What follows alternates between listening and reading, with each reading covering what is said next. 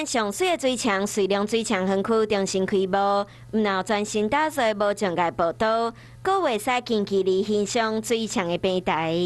县长又输出了将近6000万的经费重新打造一个高空的观景步道，一个非常好的一个游玩的一个地方。长者来到这边，它也会非常的方便哈，因为我们有整个高空的一个无障碍空间。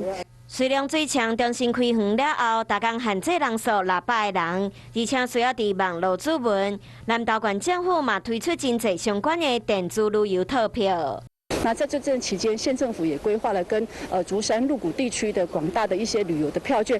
瑞龙瀑布，也就是所谓的天下第一瀑，已经开张了，欢迎大家到竹山来观赏天下第一瀑。